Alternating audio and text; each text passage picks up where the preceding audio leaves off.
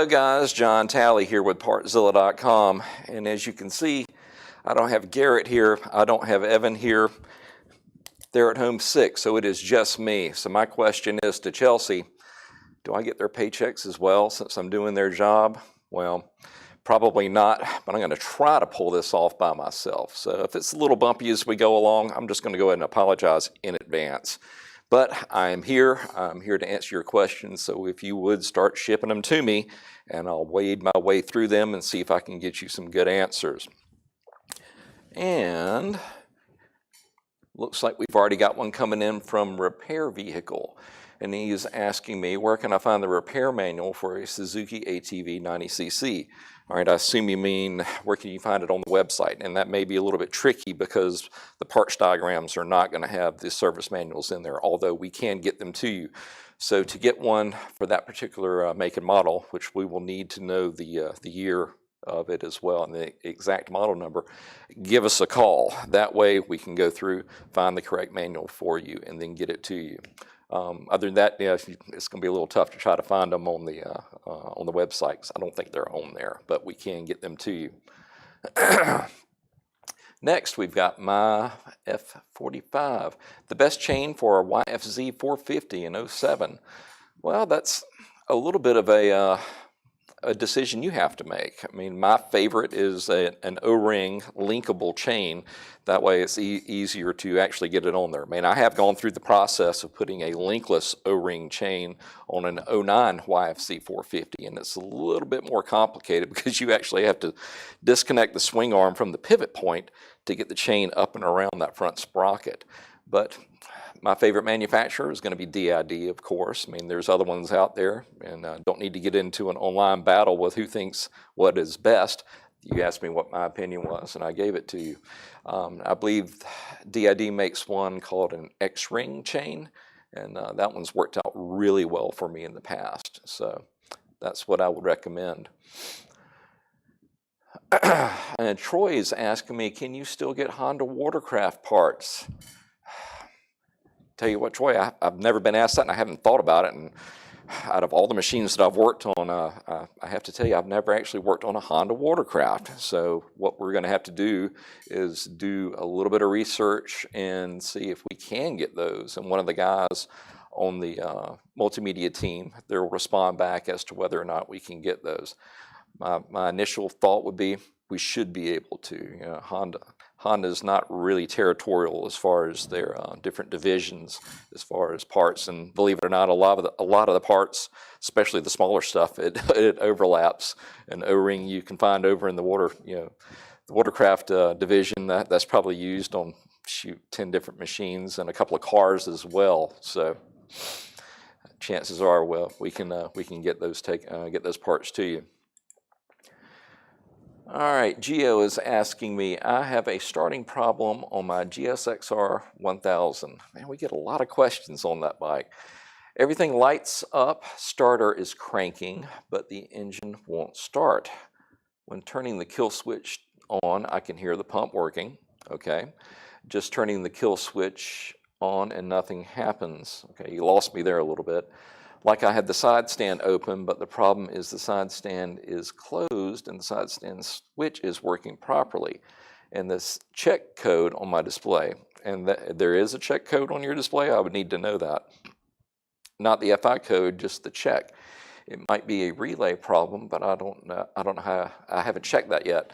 And when you're talking about the relay, I assume you're talking about the starter relay or the starter solenoid.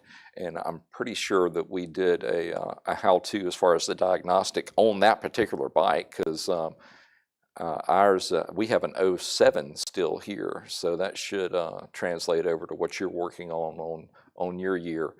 So if you would go to that particular unit playlist, or maybe the guys can bring it up and give you a link and go through the process of checking that particular starter relay and see if we can get you going. So what else we have going on here? Gareth, man, you joined us again. You're a regular. It's good to see you here as well.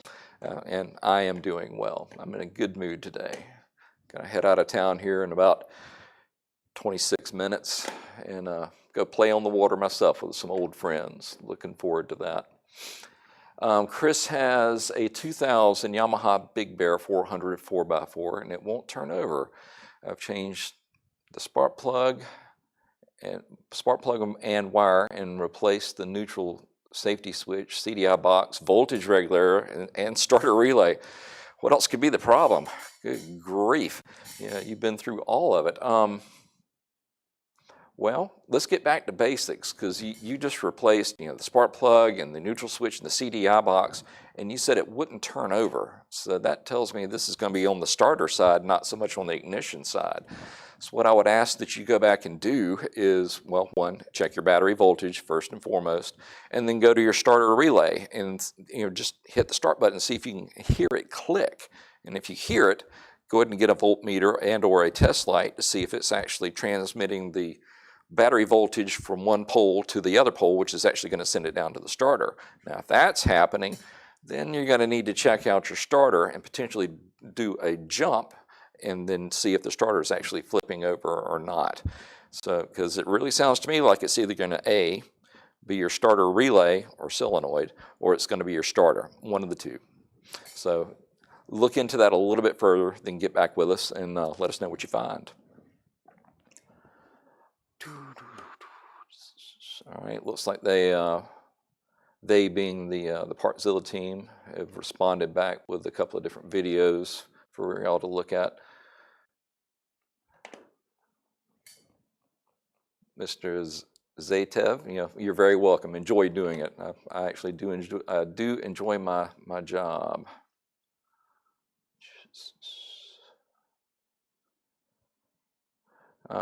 It's a very common question, Big TW09. Why does it take so long to get parts? It's harder for us to get them because of shipping. It's harder for us to get them out because of shipping. There's so many delays, and you string all those together, and it just takes a while. I mean, even stuff that I'm used to ordering from different places that's on my doorstep the next day or within 48 hours takes 3 and 4 and 5 days now. So it's not just us, and as you pointed out, it's everybody, but it is an overuse of the system that's being torn down because of the extra effort we're having to put in to deal with coronavirus. It's that simple. It's not a cop-out. It's just the way things are for right now until we get, hopefully, not a solution, but some better way of dealing with this virus. Okay, what else do we have here?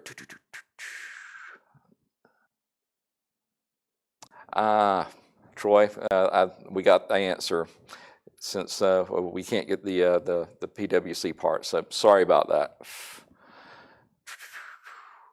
Chris is saying 12.5 volts, and yes, I can hear it clicking. Well, next you need to either use a test light and or a multimeter and let me know if it's actually transmitting voltage across those two poles. I mean, I've been lied to before. Sometimes it'll push that plunger up, which is basically just a contact point, and the contacts will be burned on the inside, which you can't see. You'll hear it click up, but it won't transmit the voltage and the amperage from one pole to the next. So let's go a little bit further. John, how can I personally message you? Well, you are right now. As far as my email address, I'm sorry, I can't give that out. But we will get these questions answered for you, and this is the reason that we're doing this, is where I can interact with our customers.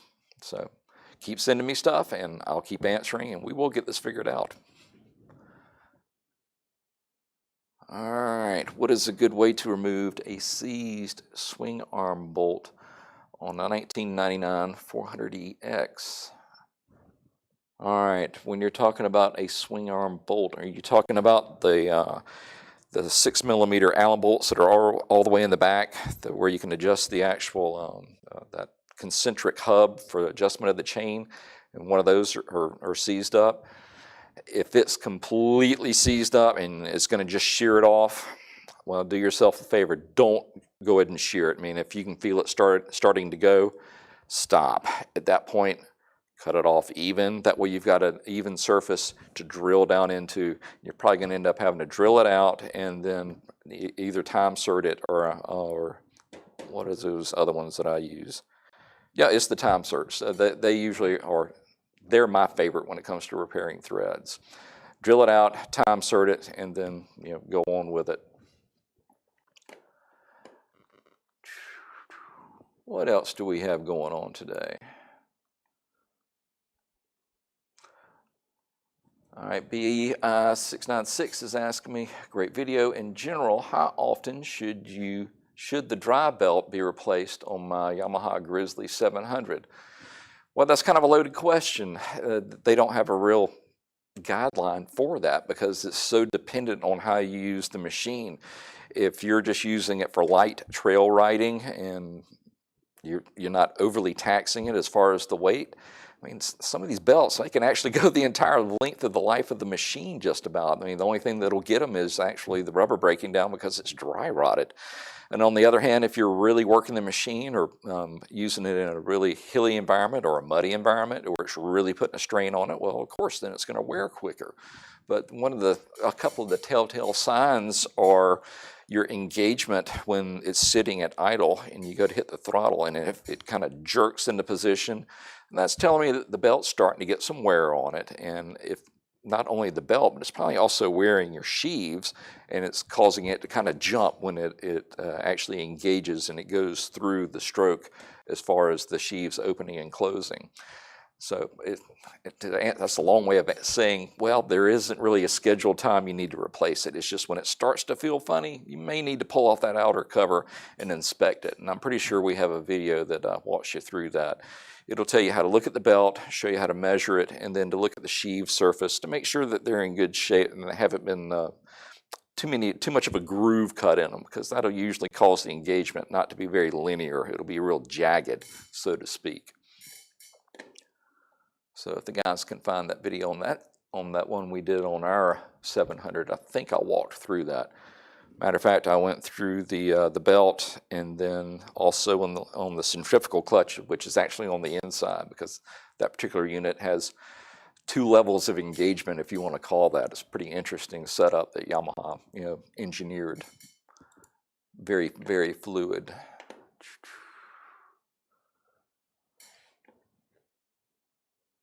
All right. Dayton is giving me call. He's coming back in with, no, it's the long bolt that connects it to the frame. Well, actually, that's going to be a little bit easier. So if you're telling me the actual nut is seized on the end of that, well, then you may just have to drill it out to where, just be careful, or use a step drill to go in and just take it down until it goes all the way into the swing arm itself. And at that point, it should just pull through, or you should be able to knock it through. Honestly, I'd rather deal with what you're having to do with, because all you're going to have to do is replace the actual swing arm bolt and the nut itself, instead of having to rethread part of the machine like I was talking about.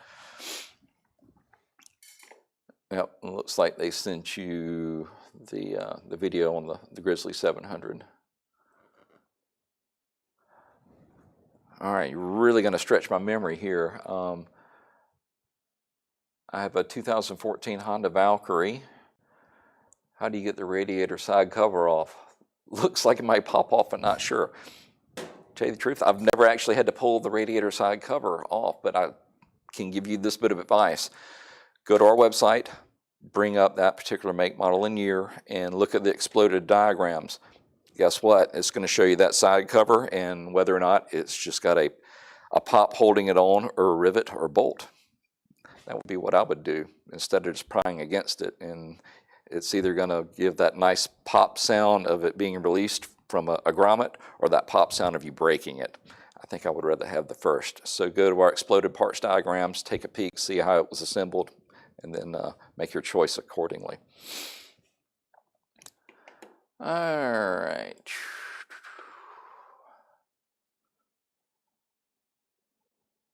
All right, Stephen is asking me, can anyone help me with a CBR 600 program 2003 rev counter not working, speedo works, indicators work, temperature works, just not revving after installing gear indicator.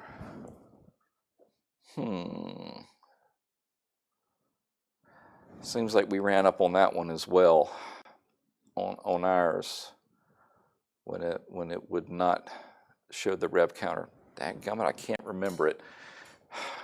But I know that we looked into this. So if you would go to its playlist, and I think we did a video on it. And guys, if you can point Steven to that video, if I'm remembering that unit correctly, and get him pointed in the right direction. Sorry guys, I can't remember everything. That's why we do videos, you know. All right, Alexis is asking me, John, I have a new spark plug on my KLX 110 and still no spark. What's wrong? Well, there can be a couple of different things, but let's start real simple here. Make sure your key switch is on. If that one has a key switch, then your start or your run switch, make sure it hasn't accidentally been hit. I've seen plenty of machines come in after Christmas morning with very irate parents saying that it ruined their kid's Christmas because it wouldn't start. And we push one button and hit the start button and everything's back and fine. So start with the simple things first. And if it's beyond that, then you would need to take a look at the spark itself to see if it's actually, if it's the spark plug or the fuel. In another one, I believe we did a spark plug test where you could look at the spark just by laying the spark plug up against the head and just kicking the machine over or hitting the start button. Once again, and I think we did it on a KLX 110 or a 140, one or the other. Guys, if y'all would find that one for Alexis and let her watch it and guide her through.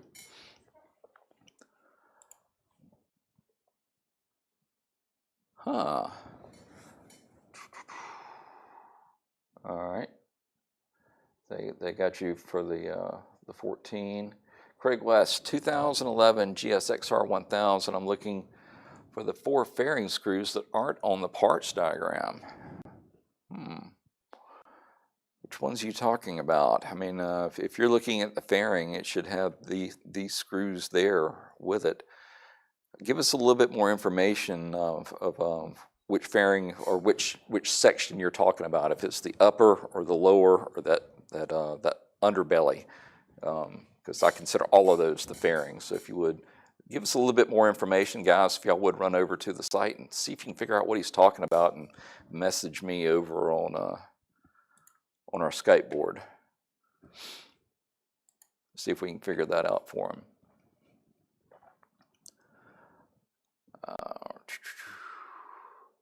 Elton is asking me a question about his Raptor 700. I should know this engine pretty well.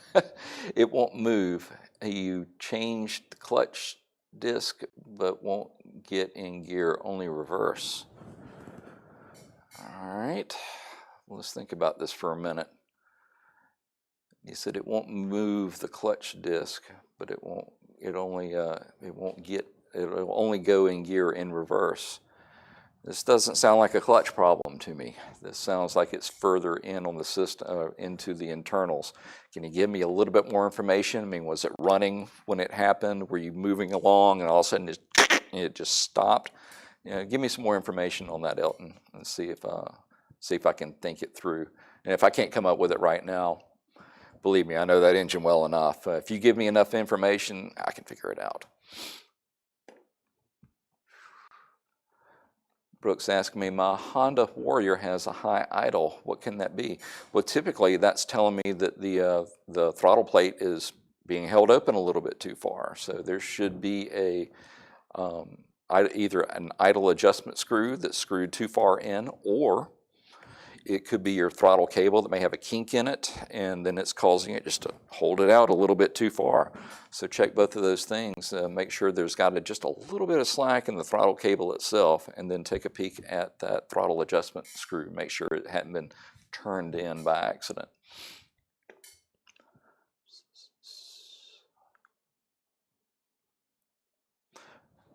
All right, Carlos is asking me, I have a Honda 250 that turns on, but choke doesn't stay closed or down after warming up.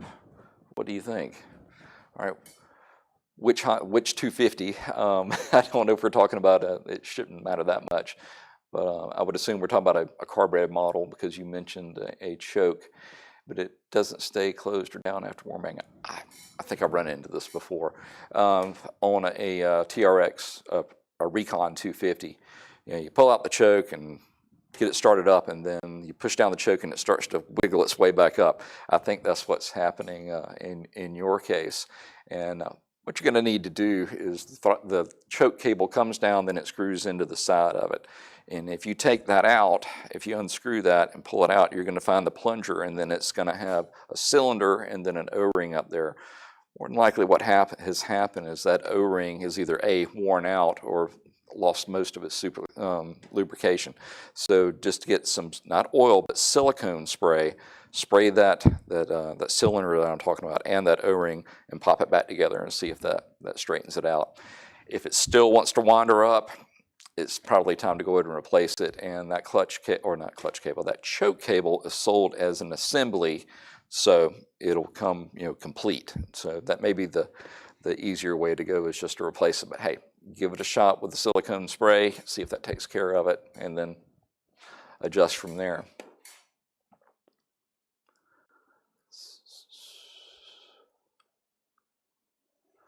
All right.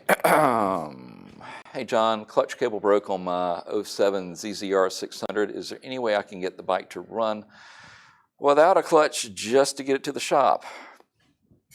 Yes and no, but you run a real risk here. Back in my misspent youth, I actually, and I still own it, a 1974 Fiat X19 that I lost the clutch on, and I drove it for nearly a month by doing what they call rev matching. I would have the car first started in gear, and then I would have to match my revs to where the synchros would line up, and I could actually shift gears. And that would be what you have to do, but it is so easy to screw up your transmission if you attempt to do that. But it can be done. Bring it up, bring it through first gear, and I'm guessing at around 1,800 to maybe $2,000, you could shift up to second, take it up to another $2,000, shift up to third, and that should be enough to get you to the place, as long as you're not going on the highway. And if that's the case, good grief, don't do it, because you're trying to compensate for your bike not operating as it should, and that's going to cause a hazard to you and everybody around you. So my best advice, don't do it. Go borrow a truck or trailer, or find a friend with one and just take it in there. But if you're just out in the middle of nowhere and you have to, it can be done, and it's called rev matching. So you're on your own, but you've been warned. All right, guys, what else do we have going here? I already answered that one. All right, Trumpet's asking me, hey John, what are your thoughts about how to wire LED light bars to my Polaris ATVs? We wire directly to the battery or splice into the headlight wiring? No, don't go directly into the headlight wiring. They set those up from the factory to have a certain amount of amperage that is available for the OEM headlights. And if you add in even an LED, even though it's not that big of a draw, it's going to mess with that circuit. What you want to do is not so much come directly off the battery, is you come off the battery and you go to a relay, and then you use your headlight circuit to trigger that relay, and then it relays the power from the battery through the relay up to your LEDs. That's the correct way to do it. Or if you don't want to use your headlights as a switch, so to speak, as far as a trigger for that relay, just add in another switch on the dash itself. Most of the Polaris units, especially the side-by-sides, they leave 3 or 4 places available for those. I can't remember the size, but the rectangular rocker type switches. And that's probably the case on your particular ATV. But if not, use the trigger off your headlight going into the relay and then transfer over the power that way.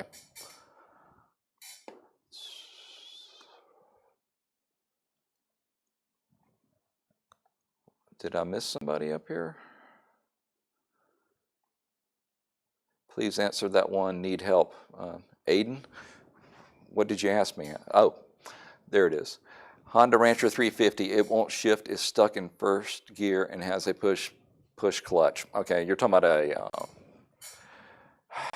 electronic shifting. Okay, yeah, a common mistake or common problem with that particular Rancher 350 with electronic shift is there is a shift sensor on the front of it.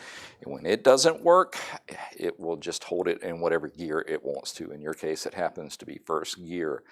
Honda had a recall on that, and it was, I believe it was one of those recalls that is for all time. So no matter if it was 1 year ago or 10 years ago, and you know, with the Rancher 350, it may be coming up on 15 or even more. You can go in there and they should be able to give you another sensor for that. That would be the first place I would look. The second thing is if you hit the push button with that replaced and you don't hear any click, or if you hear a click up at that shifting mechanism up on the front of the engine and it's not fully engaging, it's probably going to be that little shift motor itself. So hopefully it is just the shift position indicator, or I think it's the shift angle position sensor. It's been a little while. So I'd say look for that first. See if you can go ahead and get it, replaced under warranty. It's only one plug, I think 4mm Allen that holds it on the front of the engine. Get that in, see what it does.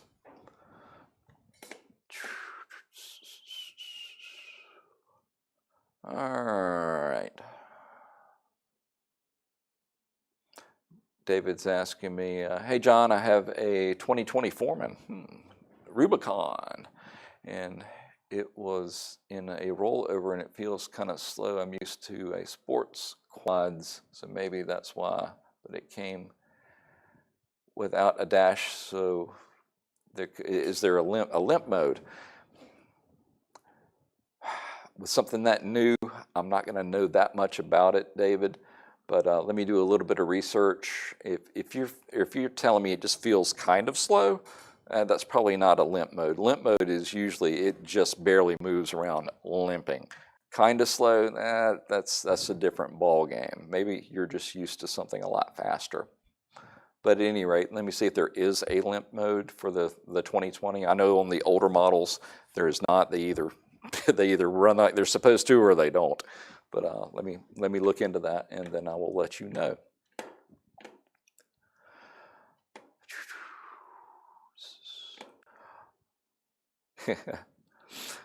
Oh, Aiden has also asked me, the Honda Rancher is a 2004 and I just put a new starter in it and a new battery. Well, once again, look at that shift angle sensor and then let me know after you replace that. Well, all right, guys, we just ran through 30 minutes. Time flies when you're having fun. Listen, I'm going to look over here on this other keyboard. I had this kind of Rick Wakeman thing going on with 2 keyboards. That tells you how old I am, if anybody knows who he is. Yes, you do, maybe. I am going to go ahead and call it a day if I can find the right button to push over here to stop our streaming. But we do want to just say thanks for coming by, spending a little time with us. Even after we hang up here, if you still had a question that I didn't get to, we'll mark it and we'll get back to you. And if you're watching this later on and you have a question, go ahead and put it in there because we do go back and look to see if we missed any questions. And sometimes we'll start off with those, at the next week. Well, I want everybody to have a good weekend, a great week, and God willing, we will see you next Friday at 3 o'clock. Once again, thanks for dropping by, and y'all have a great day.